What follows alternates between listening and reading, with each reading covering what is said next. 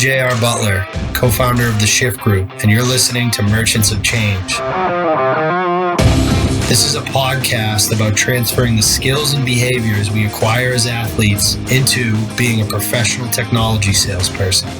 Each week, we'll introduce you to a top performer who will help us understand how they became professional merchants of change.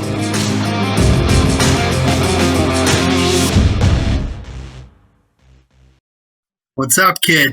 How we doing, John? How we doing, Jacob? Doing well, guys. Happy to be here with you. Absolutely. I think it'd be good. Let's all kind of introduce ourselves so people know who's talking while we get into this. This is J.R. Butler, founder of Shift Group. And I think for listeners from last week, this is John Davis. And today we have a special guest, Jacob Karp. Hey, what's happening, everyone? I'm Jacob Karp. I'm a strategic account executive at People AI. Oh yeah, Jacob! Thank you so much for coming on the show. This is it's a really good opportunity for our candidates and just folks in the industry of sales to hear from other people and how they think. Obviously, as you know, our candidates are all athletes, so we like to start there. Can you tell John and I a little bit about your athletic career? Yeah, absolutely. Great place to start. So I grew up playing baseball. I think I started playing baseball when I was around 4 years old. Never really stopped until I was like 21 or 22. I played throughout high school and into junior college before an injury kind of stopped my career. And then I had to go figure out what to do with myself from there. What position were you? I was a catcher. So, John, I started playing catcher when I was 9, which is insane because most kids like avoid it for as long as they can. But that was me, 9 years old, catching and never really looked back. Are you a bigger guy? Because catchers usually, I played catcher a little bit in high school, and the collisions at the plate were still a thing back then. Yeah, they were. I'm not the biggest guy. I'm 5'11" and a half, maybe like 200 pounds. Well, I'm probably more than that right now, but 200 pounds back then. That's solid. Yeah. 5'11" and a half gets you 6'1" on the roster, dude. Well, that's what I'm saying. Yeah. Were you a catcher? Were you a catcher at 4? Or were you like, just taking turns at No, positions? I was actually a shortstop and a pitcher. What you'll find a lot of times in baseball when you play it is like you start as like a pitcher and a shortstop or a center fielder. And then as you get older, you're like, well, I'm not that fast and I don't have that great a range. So I think I'm just going to be a catcher. Catchers are like the goalies of baseball. They're just sickos. I love that. Yep. Love that. Like Jacob, a lot of people go that JUCO route that you went. So it sounds like you were a pretty serious baseball player. Were you a 5-tool stud, or like did you have to work for it? I definitely had to work for it. I was not a stud. I was good, but I was surrounded by guys who were better than me almost my entire career. So a lot of it for me, which is interesting now, has translated into my career, was like work ethic, competitiveness, grit. Like, I'm not as physically talented as you, but you're not going to outwork me. That's for sure.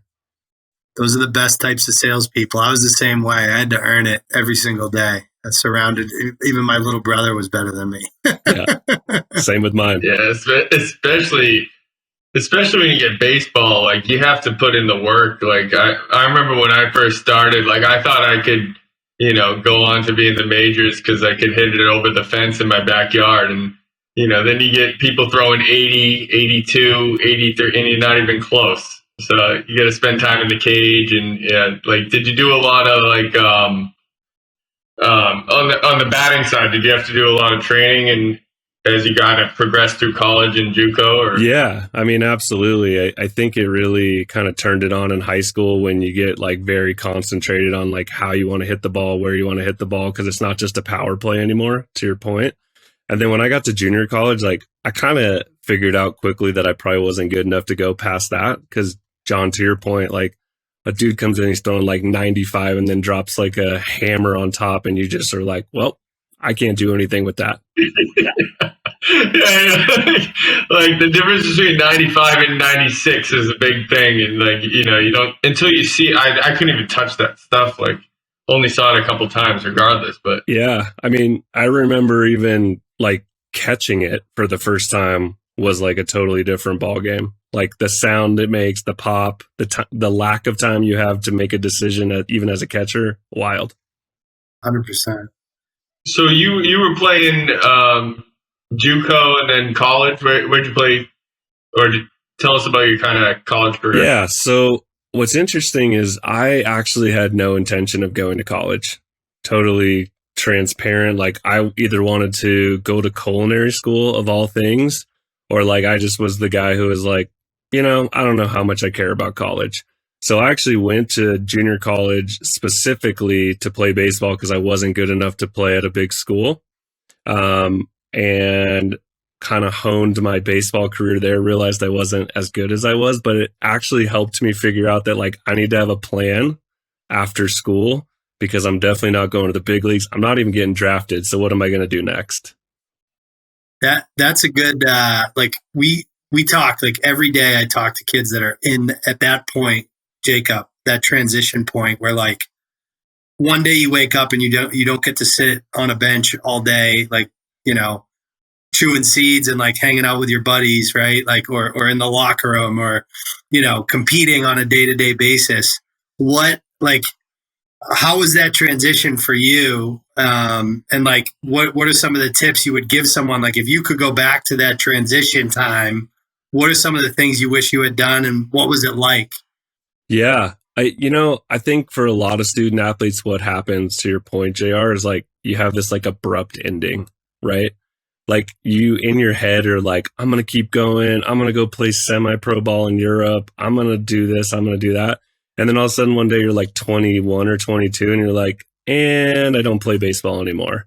But what was good for me is when I got done with junior college, I transferred to Arizona State. I had surgery on my wrist and my baseball career was over.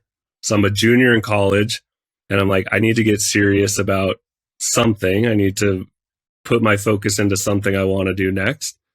For me, that was writing, that was journalism. I got a communications degree. What I would recommend to kids today in that sort of 20 to 21 age is like, get serious a year or two before school ends or before your career ends. Try a lot of different things and get as much experience as you can, either shadowing people that you're interested in what they do, getting internships, whatever it might be. Because then when you are done and you graduate college or you get done with your playing career, you have something that you've already started to go talk about and like figure out what's next. Yeah. College kids are so concerned about like just reaching out to people. And I don't think they realize like, guys like us are out there, professionals are out there that would I'd love to get that phone call of like, hey, what do you do? What do you like about it? What do you not like about it? Like just having those simple conversations and networking can make such a difference. I think that's great advice. Yeah. Yeah.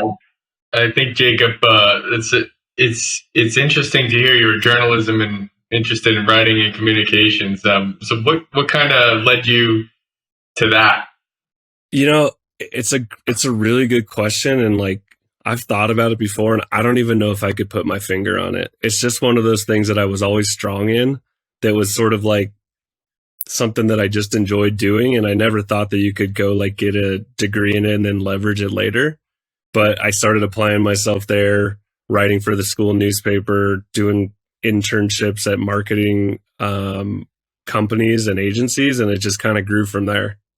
The reason I ask you is because JR's, spot on with some of the college kids that we chat with. And he's always telling them like, don't worry about the major or, what you're doing in college in terms of like, do you have to get a sales degree to get into sales? There's no such thing really, right? Like I was an economics major and I thought I was going to be an accountant or work on Wall Street for a whole career. And I ended up in software sales. So it's interesting to hear that, journalism and communications can lead you to software sales. And JR, I forget your major, but it wasn't sociology, dude. Sociology.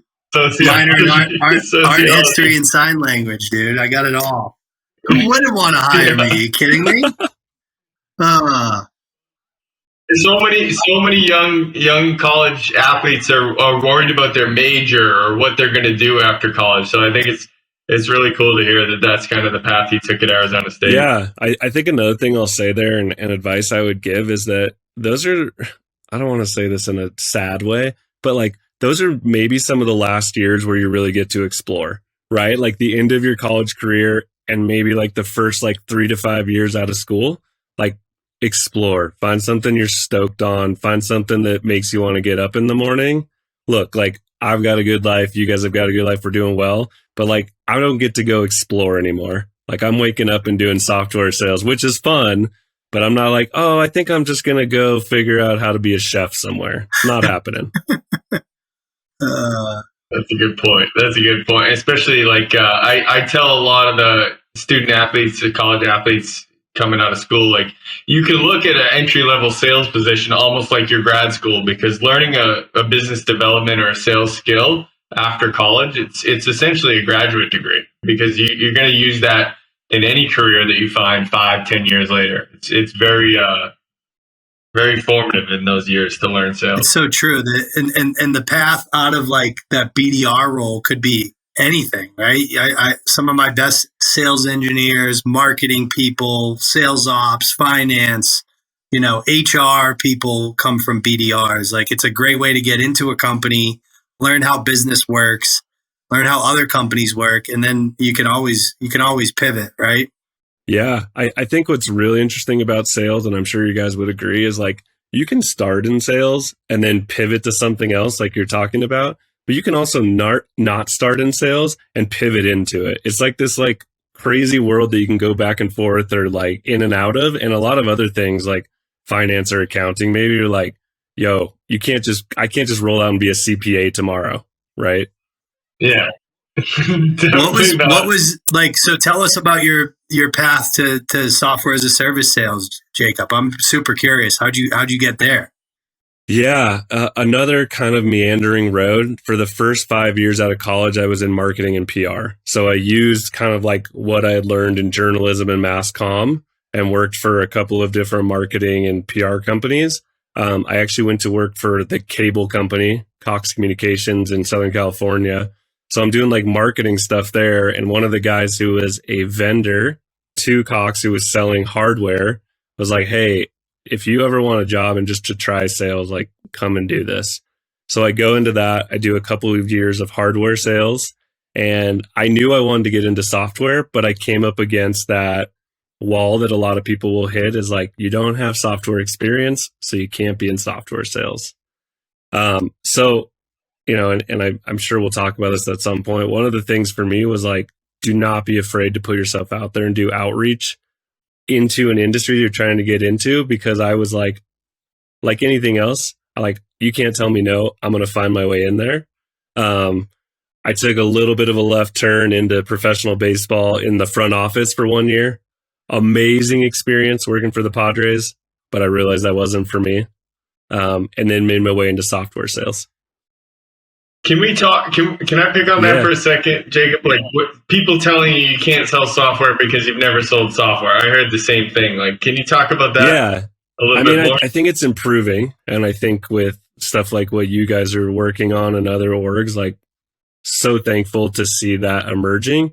But I think there has always been this thing where it's like you have to have 2 years of software experience to get your first year of software experience. And everyone's like, how's that work? The math doesn't add up on that. So I came up against that time and time again. Like when I was in hardware sales, I was a VP at a company doing $100 million. But when I tried to go get a software job, everyone was like, dude, you're selling hardware. It's not the same thing. And I was like, I found it really frustrating. Now, and we can talk about this in a bit, there is a learning curve when you go into software sales, but at the same time, keeping people out just because they have never been in it just seems like counterintuitive to me. So how'd you break through, dude? Like, what happened? Who gave you a shot? How'd you get in front of that person? Like, what was the story? Yeah. So I just decided like I was going to go absolutely nuts to get in. And what I started doing was, this was 2016, 17. I just went on LinkedIn and was just networking like crazy. I was finding the people I wanted to talk to, connecting with them, sending them notes there. I was emailing them. I was trying to get coffee with them. I was trying to have calls with them. So it really was like, and it's funny because like, obviously that's part of my job now. It was just like this outreach to these key personas that I wanted to talk to. The crazy story is I had almost given up. I made I put in one last application at Exactly Corporation. And I was just like, I don't think this is going to happen. They called me back and the rest is history. I landed that role thanks to them. And I've been on the journey since 2018. What's Exactly do? So they do commission software. So they're essentially automating the calculation of commissions. Now they're doing more forecasting stuff. So you did that just naturally, just reaching out to people? Yeah. I mean, I got guidance from people too, but like even part of my college baseball career story is when I went to go play junior college baseball, I emailed the coach and was like, hey, my parents are moving over here. Here's my stat line. Here's like a video of me. And this is like 2003, so it was garbage. But I'm like, I'm coming up down your street. Like, let me get a tryout. So, like, yeah. See, I love that. I love that. Like, if you told me that in an interview, I'd be like all over it. For anybody out there who's listening who hires people, I just know that I have done this in the past. I take the crazy outreach or the random phone calls that I get that are like, hey, I see you have a job on LinkedIn. Can we chat? I'm like, if somebody's going to do this versus, somebody else coming through and formally submit an application, I'll talk to the crazies out there. I think it's, you find some people out there who are just like hungry, and that's what a sales manager really wants.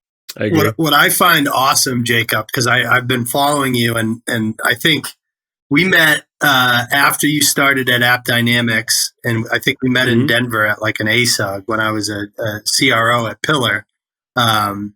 But like one thing I've noticed about you is like you're not shy about using LinkedIn. Like, and I think it's the fact like learning that that's kind of what got you into the business.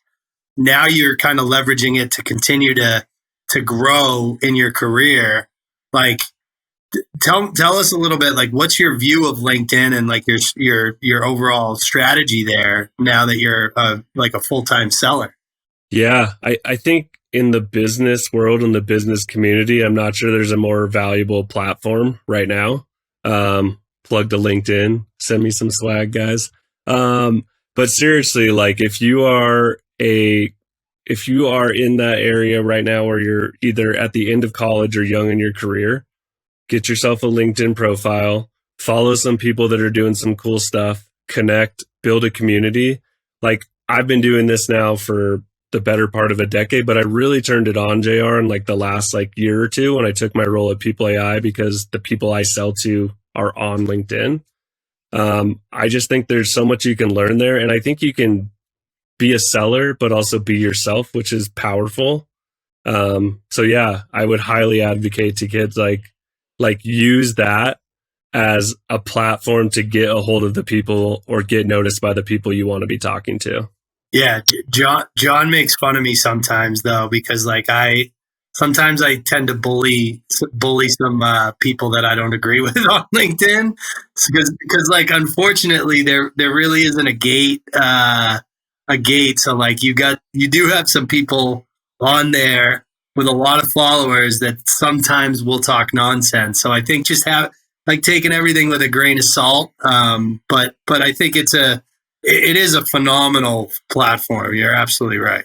Yeah, I think, yeah, it's like if you're not using it, just think of it this way. It's the same as sports. Like if you're not in the weight room, someone else is. If you're not taking extra hacks, someone else is. So if you're not using LinkedIn, like your competition who's going to take a job from you probably is, right? So you made the comment, like there's a lot of companies like Shift Group out there now that are helping people from other industries break into the software as a service sales industry, which I agree with you is awesome. One, we need more diversity in the space in general, but two, it's such an unbelievable career. It's good that other people have access to it. Like now that they have all those, how would you change the way you went about it? Doing the cold outreach. What would you do differently now if you were just getting out of PR or front office sports? How would you transition into tech sales now? Yeah, I mean, that's a great question. I think I would keep some of that same approach, but I would also be doing some of that outreach and community building with orgs like what you guys are doing, right? Because it's sort of like it's a connection point to talk to more people who are really knowledgeable about how to enter the space, experts in what you do. So, I mean, maybe that stuff was around back then. I didn't find it personally. So I'd still be doing my like direct approach to people I wanted to work for or with, but I'd also be leveraging like orgs like Shift Group because you guys are doing this every day. And it's just another way to build a community and build a connection point. 100%. So what do you think about, we have, a lot of people who are thinking about software sales. I always hear this and they're like, you know what, John? Like my parents are telling me, maybe I should go to law school or maybe marketing or, they're worried that it's not a real career. So can you talk, maybe your advice to somebody who's a junior in college that's concerned software sales won't be a lucrative career? Yeah. First off, I can tell you that if you are willing to grind, get in and stick it out, it can be very lucrative. I'm watching a lot of my peers now who've been in for quite some time do very well for themselves. So I think like that piece of it can be taken away in a way. I do think that I went through something similar, John. Like when I was coming out of college, I didn't want to be in sales because I didn't know any of the right kind of sellers, right? Like there was still a negative stigma. I didn't really know anyone in software. What I could tell folks who are thinking about it, go network, go talk to people. Like feel free to reach out to me, you guys. Talk to people who've lived it, who are doing it well. You will find some of like the smartest, most driven people who are also doing well for themselves, providing for their families, helping their communities. I get that's a different conversation with the parents, right? But maybe that's just, it takes a couple of years to show your parents like, yo, I'm doing well for myself in this. I love it. Yeah. I told my parents when I was in high school, I said, I think I'm going to major in film and media and make videos online and put them on the internet. And they were like, you're crazy. And then, we're seniors and YouTube comes out and they're like, you should have done that. I'm like, yeah, I should have done that. So I think sometimes parents can be very conservative and software gets this, this weird stigma where it's like, oh no, that's, sales is sales. It's not great. But JR made a good point. I think a couple of weeks ago we were chatting and software is continually evolving and it's always going to be growing and you're always going to have to be learning and selling something new and repositioning what you positioned 10, 20 years ago. So yeah, I would agree. It's definitely a solid This path. whole internet thing is a fad, dude. It's a fad. It's going away soon. I always like to talk about like a few like key sales skills like that and understand how people think about them. Jacob, it's good for everyone to hear kind of different thoughts. We're getting a lot of kids into their first sales job, and I really preach research, right? Can you just talk about like account research and like the things that you do, like leading up to reaching out to somebody, right? Like before you ever make a phone call, before you ever send an email or a LinkedIn message, what are the things you're doing to make yourself an expert in their business and like about what they care about? Yeah, for sure. I mean, so whether you're a BDR or an AE, if you are in a sales role, like your first function is pipeline generation, which you may hear some of us refer to as PG because we just refer to it as that after all these years. Like you need to be generating pipeline either for someone in your org or for yourself, right? For me, JR, to your point, like that starts with research. I want to know every darn thing that I can about an account that I'm trying to get into. So I am listening to podcasts. I have Google alerts for like the particular company name. So any kind of news that comes out, I'm getting filtered to my inbox. I'm reading financial quarterly reports, 10Qs if I can. I'm digging into people's Twitter. I'm not getting too weird, but like the more tidbits that you know about an account or a company overall, like what are their business initiatives? What are the strategies they've got to go do to hit those initiatives? Like that stuff just helps you. And then you take that a level deeper and you start to think about the people that work there that you want to talk to. How do you tie those people back to the strategies and initiatives? And then like, how do you make a win for them personally? Like, do they want to spend more time with their kids? Do they want to get promoted? I don't know. So it's all of those things. This internet fad that you talked about is a great resource for that because you can find just about all of that on the internet. But yeah, account research is critical. Like go deep, get all of that together. I like to summarize it in some sort of documentation. And then I use that when I'm doing my outreach to people, right? Yeah, and that's like one thing we preach, right? Don't research to research. You're researching to personalize. And you can, you don't want to get weird, like you said, but you do want to get creative. Like, you know what I mean? Like one of my favorite stories is I donated to a CIO's. I found out he was on the board of a charity, so I donated to the charity. And then I sent him the receipt, and I was like, "Hey, I'm a big fan of this charity. This is how this thing has affected my life personally. I just wanted to share that I was supporting you." And I ended up getting a meeting and getting a deal there. Do you have any like cool examples of like personalized outreach that have worked for you for big meetings? Yeah, and I love that one, JR. That's awesome. I think what that shows too is that you're a human, which is incredibly important, especially these days after people getting crushed by emails and calls over the last couple of years.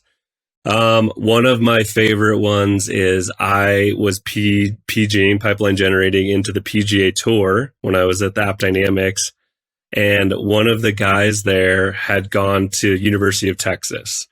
And it was during the time in the mid 2000s when they played USC in the national championship with Matt Leinart, Vince Young, like amazing national championship. I probably watched it 5 times.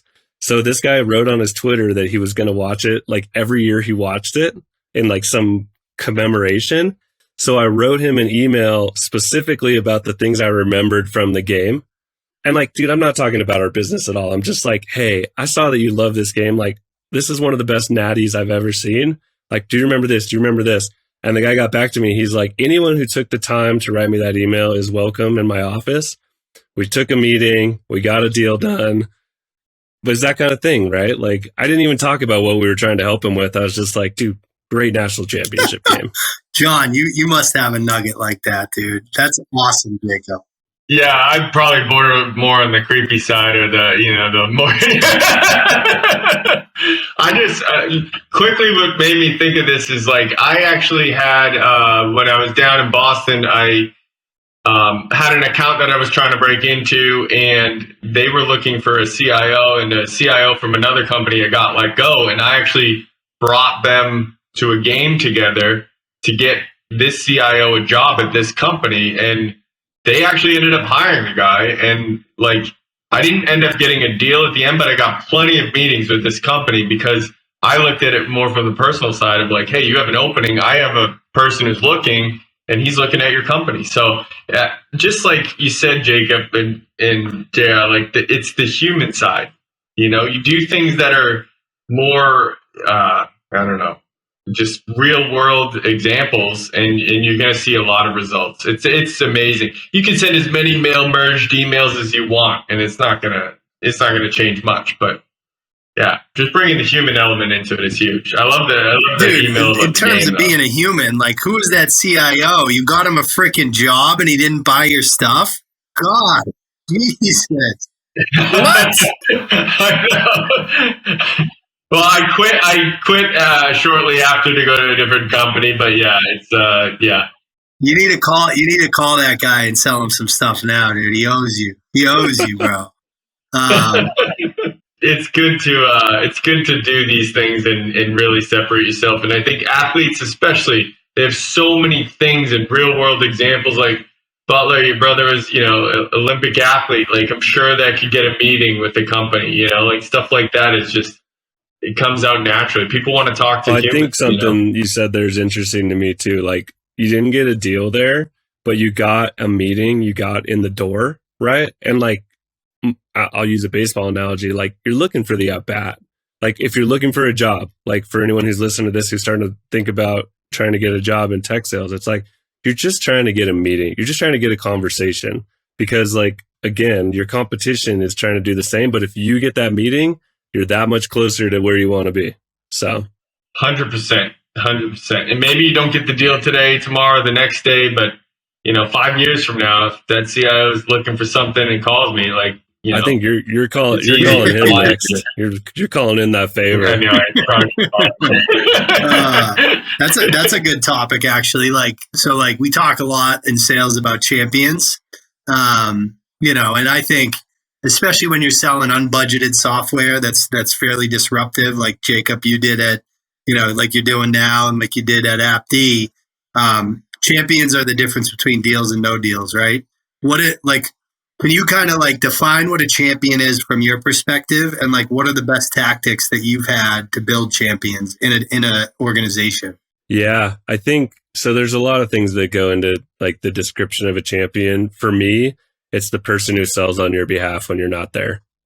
Like, and maybe that's again not always the thing that closes the deal, but if they're saying good things about you as a person, your product and your company when you are not there, that's your person, right? I think as far as building those people, first, like it's just like generating pipeline in a way. Like you need to identify the person you think that's going to be, because like you need to have a mindset of the people it could be before you get there. And then once you get in the room and do a conversation, like it becomes pretty apparent. And then it's about building and cultivating that. But again, to what we were talking about, like in a genuine way. Not in a sleazy way, like, hey, I got to make you my champion so I get this deal done. It's like you want to learn about their professional motivations. You want to learn about their personal win. Again, like, do they want to spend more time with their family? Are they really into fly fishing? And like Saturdays they want to fly fish, but they're getting calls from IT. So it's kind of like cumulative, bringing all that together. And I just think being a real human about it, back to what we were talking about with John, it's like, yeah, people can tell, Jacob. You hit the nail on the head. If you're not genuine, you get sniffed out in 2 seconds. Like they most of the people you're selling to in software have dealt with other software salespeople, and they know right away, like, oh, this person's just in it for a quick buck. Yeah, I think that's a good point. I think what's cool too is like, you'll have champions who leave and go to different places. You might have another opportunity there from like a deal perspective, but when you do this right, like they become your friend too. And you'll just know them forever. And it'll be like, I've been golfing with this guy for 15 years. Like he doesn't even work in an industry I could sell to him anymore. But like we go to March Madness every year, or we play golf together. Or it's cool. Yeah, I've been in a couple customer weddings. That's like, it's especially when I was a reseller. Like I made so many legitimate relationships. And then you can, and then when you win for them, they'll win for you. Like you can call in a favor at the end of a quarter and be like, man, like I really need this one, Dave. Like, is there anything you can do to help me, buddy? But you've got to earn that right first by like helping them and like being genuine, I think. Yeah, totally. All right. 2 more questions. I'm going to change this one. So I want to know like and you don't have to say the customer. You can just describe their industry or whatever, but like what's your favorite deal you've ever closed, and like why is it your favorite? Oh, okay. I got a good one here. So the first big deal I ever closed at App Dynamics, I put it all on the line. I mean, it was a typical large IT sales cycle. We're talking like 9 months. I was living in Denver. They were based in Phoenix. I was flying to Phoenix. I might as well have just been a consultant on the bench, because I was flying in every Monday, seeing them, living in the office, like scheduling meetings, wandering around and being like, I got to go find this guy who won't talk to me, walking to his office, knocking on the door, bringing him donuts. Took 9 months. It went on a lot longer than it should have. But when we finally closed the deal, then the reason it's my favorite deal is that the people that worked at the company were just as happy, one, that the project came to fruition, but also that I got to win and they got to win. So it was like completely like 50-50, right? It wasn't just me got a deal, I'm going to get a commission check.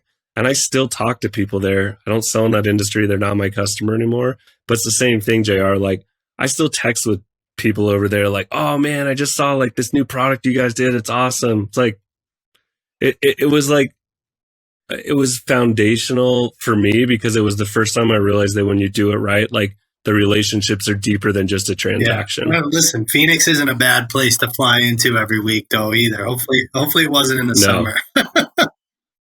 It was definitely through the summer, but I went to school out there, so I was happy to be back.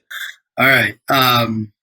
So final question here. And this is a thing we do every week. So we talk a lot about professionalism, right? One of the highest praises that you can give a seller, in my opinion, and this goes back to like the title of the podcast is Merchants of Change, right? The idea that like we're selling the idea of like disruption and changing the way you're doing things. So when I think somebody's like really good, like yourself, I say that he's a professional. He's a sales pro. What does that mean to you? What does it mean to be a professional salesperson? Yeah, to me, it goes back to preparation, like always being prepared, always understanding the situations that you're walking into, having some improv to it because you can't just be a robot, right? But like you've done your homework, you've practiced either your pitch or you practiced, whatever it is that you're doing to the point where you always come off as someone who is prepared for that conversation or ready to pivot into the next conversation. I learned early in my career that if you show up unarmed without preparation, you're going to get yourself in trouble real fast. And you might get your behind handed to you by some people. So be prepared. That is awesome. I love it. Preparation equals professionalism. You heard it here first, and I couldn't agree more. Jacob, thank you so much for joining us this week. Yeah, absolutely. Had a great time, guys. Thank you. Thank you, Jacob. Have a good day. Thanks, guys. This wraps up this episode of Merchants of Change. If you enjoyed this episode, the most meaningful way to say thanks is to submit a review wherever you listen to podcasts. If you're interested in working with us, please come find us at www.shiftgroup.io.